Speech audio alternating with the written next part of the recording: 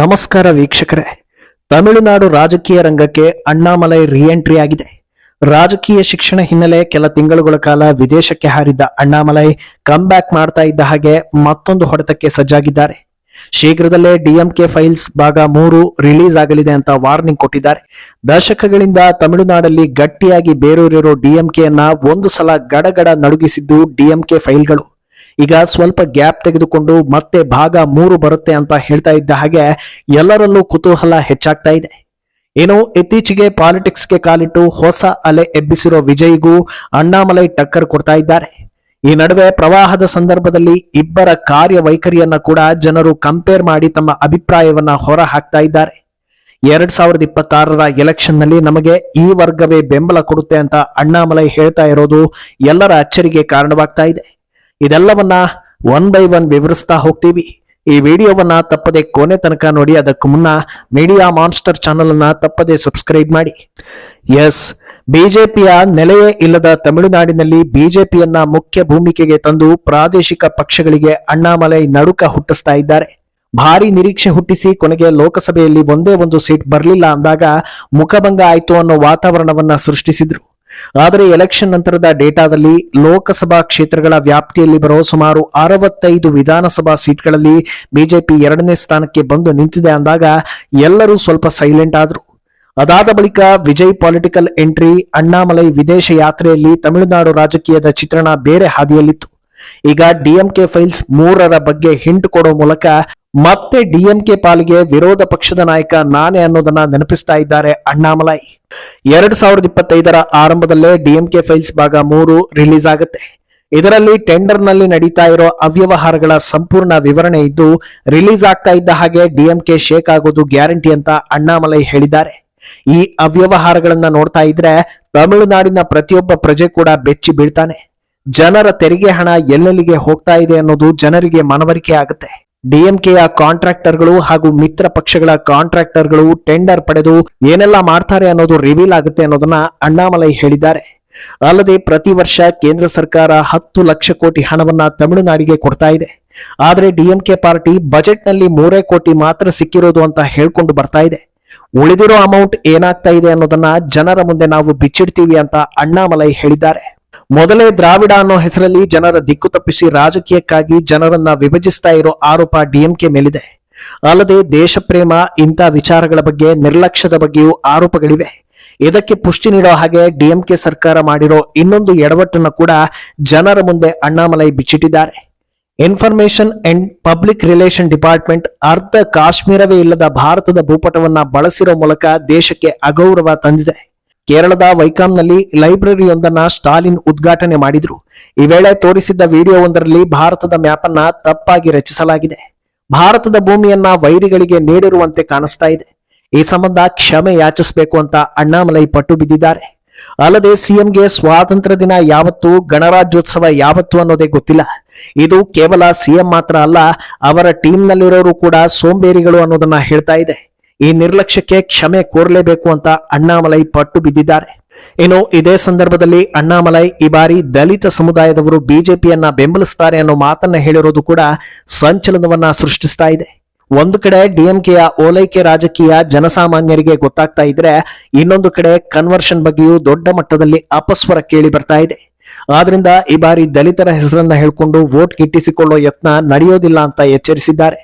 ಅಲ್ಲದೆ ಇತ್ತೀಚೆಗೆ ತಮಿಳುನಾಡಲ್ಲಿ ಮಾನಸಿಕ ಅಸ್ವಸ್ಥ ವಿದ್ಯಾರ್ಥಿನಿ ಮೇಲೆ ಸಾಮೂಹಿಕ ಅತ್ಯಾಚಾರ ನಡೆದ ವಿಚಾರವನ್ನ ಅಣ್ಣಾಮಲೈ ಸಿಎಂಗೆ ಬೊಟ್ಟು ಮಾಡ್ತಾ ಇದ್ದಾರೆ. ಇದು ರಾಜ್ಯದಲ್ಲಿ ಪೊಲೀಸ್ ವ್ಯವಸ್ಥೆ ಹೇಗಿದೆ ಅನ್ನೋದನ್ನ ಇಡೀ ದೇಶಕ್ಕೆ ಗೊತ್ತಾಗುವಂತೆ ಮಾಡ್ತಾ ಇದೆ. ಇಂಥ ಇನ್ಸಿಡೆಂಟ್ಗಳಾದಾಗ ಜನಸಾಮಾನ್ಯರಿಗೆ ಸರ್ಕಾರದ ಮೇಲೆ ಸಿಕ್ಕಾಪಟ್ಟೆ ಕೋಪ ಬರುತ್ತೆ. ಅದರಲ್ಲೂ ಅಣ್ಣಾಮಲೈ IPS ಆಗಿದ್ದವರು ಸರ್ಕಾರ ಎಲ್ಲೆಲ್ಲಿ ವಿಫಲ ಆಗಿದೆ ಅನ್ನೋದನ್ನ ನೀಟಾಗಿ ಜನರ ಮುಂದೆ ಬಿಚ್ಚಿಡ್ತಾ ಇದ್ದು, ಸ್ಟಾಲಿನ್ ಸರ್ಕಾರಕ್ಕೆ ಮತ್ತೆ ಹೊಡೆತ ಬೀಳ್ತಾ ಇದೆ. ಇನ್ನು ಇದೆಲ್ಲದರ ಮಧ್ಯೆ ವಿಜಯ್ ಪೊಲಿಟಿಕಲ್ ಎಂಟ್ರಿಯಿಂದ ಬಿಜೆಪಿಗೆ ದೊಡ್ಡ ಹೊಡೆತ ಅನ್ನೋ ಮಾತುಗಳು ದಟ್ಟವಾಗ್ತಾ ಇದ್ವು. ಇದಕ್ಕೆ ಪ್ರತಿಕ್ರಿಯೆ ನೀಡಿರೋ ಅಣ್ಣಾಮಲೈ ಬಿಜೆಪಿಗೆ ವಿಜಯ್ ಎಂಟ್ರಿಯಿಂದ ಯಾವ ರೀತಿಯಲ್ಲೂ ನೆಗೆಟಿವ್ ಎಫೆಕ್ಟ್ ಆಗೋದಿಲ್ಲ ಅಂತ ಹೇಳಿದ್ದಾರೆ. ಸದ್ಯ ರಾಜ್ಯದಲ್ಲಿ 2 ರೀತಿಯ ಮತದಾರರಿದ್ದಾರೆ. ಒಂದು ರಾಷ್ಟ್ರೀಯತೆಯನ್ನ ಬೆಂಬಲಿಸುವವರು, ಇನ್ನೊಂದು ಕುಟುಂಬ ರಾಜಕಾರಣ ಹಾಗೂ ದ್ರಾವಿಡ ಐಡಿಯಾಲಜಿಯನ್ನ ಬೆಂಬಲಿಸುವವರು. ರಾಷ್ಟ್ರೀಯ ಸಿದ್ಧಾಂತ ಸದ್ಯ ಬಿಜೆಪಿಗೆ ಮಾತ್ರ ಇರೋದು. ದ್ರಾವಿಡ ಸಿದ್ಧಾಂತ ಪಾಲಿಸೋ ಹಲವು ಪಕ್ಷಗಳಲ್ಲಿ ವಿಜಯ್ ಪಕ್ಷ ಕೂಡ ಈಗ ಒಂದಾದಂತಾಗಿದೆ. ಆದ್ರಿಂದ ಯಾವ ಸಮಸ್ಯೆ ಆಗುದಿಲ್ಲ ಅಂತ ಹೇಳಿದ್ರು. ಅಲ್ಲದೆ ವಿಜಯ್ರ ಟಿವಿಕೆ ಪಕ್ಷದ್ದು ಒಂಥರ ಕಿಚಡಿ ರಾಜಕಾರಣ ಅಂತ ಟಾಂಗ್ ಕೊಟ್ರು.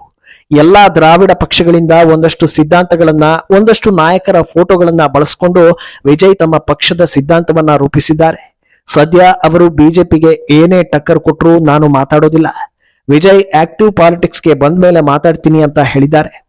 ಅಂದ್ಹಾಗೆ ವಿಜಯ್ ರಾಜಕೀಯಕ್ಕೆ ಕಾಲಿಡ್ತಾ ಇದ್ದ ಹಾಗೆ ನೇರವಾಗಿ ಸಿಎಎ ಹಾಗೂ ಎನ್ಆರ್ಸಿಯನ್ನ ವಿರೋಧಿಸಿದ್ರು. ಆಗಲೇ ಅದಕ್ಕೆ ಟಕ್ಕರ್ ಕೊಟ್ಟಿದ್ದ ಅಣ್ಣಾಮಲೈ ಮೊದಲು ಸಿಎಎ ಅಂದ್ರೆ ಏನು ಅನ್ನೋದನ್ನ ಜನರ ಮುಂದೆ ಬಂದು ಹೇಳಿ, ಆಮೇಲೆ ಯಾವ ಕಾರಣಕ್ಕೆ ಅದನ್ನ ವಿರೋಧಿಸ್ತಾ ಇದ್ದೀರಿ ಅನ್ನೋದನ್ನ ಬಂದು ಹೇಳಿ. ಈ ರೀತಿ ಗಾಳಿಯಲ್ಲಿ ಗುಂಡು ಹೊಡೆಯೋ ಸ್ಟೇಟ್ಮೆಂಟ್ಗಳು ಶೋಭೆ ತರೋದಿಲ್ಲ. ಒಳ್ಳೆ ರಾಜಕೀಯ ಸಲಹೆಗಾರರನ್ನ ಜೊತೆಗೆ ಇಟ್ಕೊಳ್ಳಿ ಅಂತ ಟಾಂಗ್ ಕೊಟ್ಟಿದ್ರು. ಈಗ ಮಣಿಪುರದ ವಿಚಾರದಲ್ಲಿ ವಿಜಯ್ ಮಾತಾಡಿದ್ದು ಅಣ್ಣಾಮಲೈ ಚಾಲೆಂಜ್ ಮಾಡಿದ್ದಾರೆ. ಮಣಿಪುರ ಸಂಬಂಧ ವಿಜಯ್ ಸ್ವಲ್ಪ ಬೇಸಿಕ್ ಕಾಮನ್ ಸೆನ್ಸ್ ಅನ್ನ ಬೆಳೆಸ್ಕೊಳ್ಬೇಕು ಅಂತ ಟಕ್ಕರ್ ಕೊಟ್ಟಿದ್ದಾರೆ. ಮಣಿಪುರದ ಬಗ್ಗೆ ಮಾತಾಡೋ ಮುಂಚೆ ಅಲ್ಲಿ ನಿಜಕ್ಕೂ ಏನಾಗಿದೆ ಅನ್ನೋದನ್ನ ತಿಳ್ಕೊಳ್ಬೇಕು.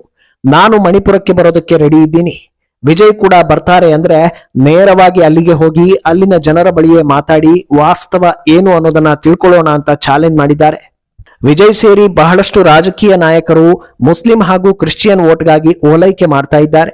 ಅವರು ಅಂದ್ಕೊಂಡಿರೋದು ಏನಂದ್ರೆ ಬಿಜೆಪಿ ಹಿಂದುತ್ವದ ಪಾರ್ಟಿ ಆಗಿರೋದ್ರಿಂದ ಬಿಜೆಪಿಯನ್ನ ಟಾರ್ಗೆಟ್ ಮಾಡಿದ್ರೆ ಆಟೋಮ್ಯಾಟಿಕ್ ಆಗಿ ಉಳಿದ ಧರ್ಮದವರು ವೋಟ್ ಮಾಡಿ ಬಿಡ್ತಾರೆ ಅಂತ.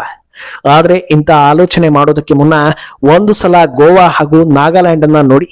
ಎರಡೂ ಕಡೆ ಕ್ರಿಶ್ಚಿಯನ್ ಮೆಜಾರಿಟಿ ಇದ್ರೂ ಬಿಜೆಪಿ ಅಧಿಕಾರದಲ್ಲಿದೆ. ಮಣಿಪುರ ವಿಷಯ ಮಾತಾಡ್ತೀರಿ ಅಂದ್ರೆ ಮೊದಲಿಗೆ ನಾರ್ತ್ ಈಸ್ಟ್ ಇಂಡಿಯಾ ಹೇಗಿದೆ, ಅಲ್ಲಿನ ಜನರು ಹೇಗಿದ್ದಾರೆ, ಯಾವೆಲ್ಲ ಸಮುದಾಯಗಳು ಅಲ್ಲಿ ವಾಸಿಸ್ತಾ ಇವೆ, ಅಲ್ಲಿನ ಇತಿಹಾಸ ಏನು, ಅಲ್ಲಿನ ರಾಜಕೀಯ ಹೇಗಿದೆ, ಇದೆಲ್ಲವನ್ನ ತಿಳ್ಕೊಂಡಿರ್ಬೇಕು. ಸುಮ್ನೆ ಯಾರೋ ಹೇಳಿದ್ರು ಅಂತ ನಾವು ಹೇಳ್ತಾ ಹೋದ್ರೆ ನಾಳೆ ಜನರು ಬಿಡಿಸಿ ಹೇಳಿ ಅಂದಾಗ ಬಾಯಿ ಬಿಡಬೇಕಾಗುತ್ತೆ ಅಂತ ಟಕ್ಕರ್ ಕೊಟ್ಟಿದ್ದಾರೆ. ಏನು ಮುಂದಿನ ಎಲೆಕ್ಷನ್ ನಲ್ಲಿ ಅಣ್ಣಾಮಲೈ, ಉದಯನಿಧಿ ಹಾಗೂ ವಿಜಯ್ ಪ್ರಮುಖ ಫೇಸ್ಗಳಾಗಿದ್ರು. ಹೆಚ್ಚಿನವರು ಅಣ್ಣಾಮಲೈ ವರ್ಸಸ್ ವಿಜಯ್ ಅನ್ನೋದನ್ನೇ ಪೋರ್ಟ್ರೇ ಮಾಡ್ತಾ ಬಂದಿದ್ದಾರೆ. ಅಲ್ಲದೆ ಇಬ್ಬರ ಮಧ್ಯೆ ಕಂಪೇರ್ ಕೂಡ ಮಾಡ್ತಾ ಇದ್ದಾರೆ. ಈ ಹೊತ್ತಲ್ಲಿ ಕಳೆದ ಕೆಲ ದಿನಗಳ ಹಿಂದೆ ತಮಿಳುನಾಡು ಪ್ರವಾಹದ ಸಂದರ್ಭದಲ್ಲಿ ನಡೆದ ಘಟನೆಗಳನ್ನು ಕೂಡ ಜನರು ಕಂಪೇರ್ ಮಾಡ್ತಾ ಇದ್ದಾರೆ. ಪ್ರವಾಹದ ಸಂದರ್ಭದಲ್ಲಿ ಅಣ್ಣಾಮಲೈ ಹಾಗೂ ಕಾರ್ಯಕರ್ತರು ಪ್ರವಾಹ ಪೀಡಿತ ಸ್ಥಳಗಳಿಗೆ ಭೇಟಿ ನೀಡಿ ಜನರ ಸಹಾಯಕ್ಕೆ ಮುಂದಾಗಿದ್ರು. ಆದ್ರೆ ಇತ್ತ ವಿಜಯ್ ಸಂತ್ರಸ್ತರನ್ನ ಮನೆಗೆ ಕರೆಸಿ ಒಂದಷ್ಟು ಆಹಾರ ಪದಾರ್ಥಗಳನ್ನ ನೀಡಿ ವಿಡಿಯೋ ಮಾಡಿಸ್ಕೊಂಡಿದ್ರು. ಇದನ್ನ ಜನರು ಕಂಪೇರ್ ಮಾಡ್ತಾ ಇದ್ದು ಒರಿಜಿನಲ್ ಜನನಾಯಕ ಹಾಗೂ ಸಿನಿಮಾ ನಾಯಕ ಅಂತ ಟ್ರೋಲ್ ಮಾಡ್ತಾ ಇದ್ರು. ಮೊದಲೇ ಜನರು ಮನೆ ಮಠ ಕಳ್ಕೊಂಡಿದ್ದಾಗ ಅವರಿರೋ ಜಾಗಕ್ಕೆ ಹೋಗಿ ಪರಿಸ್ಥಿತಿಯನ್ನ ನೋಡಿ ಸಹಾಯ ಮಾಡೋದನ್ನ ಬಿಟ್ಟು ತಾನಿದ್ದಲ್ಲಿಗೆ ಸಂತ್ರಸ್ತರನ್ನ ಬರೋಕೆ ಹೇಳಿ ಏನೋ ಒಂದು ಕೊಟ್ಟು ಕಳಿಸೋದು ಸರಿಯಲ್ಲ ಅಂತ ಬಹಳಷ್ಟು ಜನರು ಟೀಕಿಸಿದ್ರು. ಒಟ್ನಲ್ಲಿ ಅಣ್ಣಾಮಲೈ ರಿಎಂಟ್ರಿ ತಮಿಳುನಾಡು ರಾಜಕೀಯದ ರಂಗನ್ನ ಮತ್ತೆ ಹೆಚ್ಚಿಸಿದೆ. ಈ ಬಾರಿ ಬರ್ತಾ ಇದ್ದ ಹಾಗೆ ಆಡಳಿತ ಪಕ್ಷದ ವಿರುದ್ಧ ಬ್ರಹ್ಮಾಸ್ತ್ರವನ್ನೇ ಬಿಡ್ತಾ ಇದ್ದಾರೆ. ಮುಂದೆ ಇದು ಯಾವ ಹಂತಕ್ಕೆ ಹೋಗಲಿದೆ, ಡಿಎಂಕೆ ರಿಯಾಕ್ಷನ್ ಹೇಗಿರಲಿದೆ ಅನ್ನೋದು ಸದ್ಯಕ್ಕೆ ಕುತೂಹಲ. ಈ ಬಗ್ಗೆ ನಿಮ್ಮ ಅಭಿಪ್ರಾಯವನ್ನ ತಪ್ಪದೆ ಕಾಮೆಂಟ್ ಮೂಲಕ ತಿಳಿಸಿ.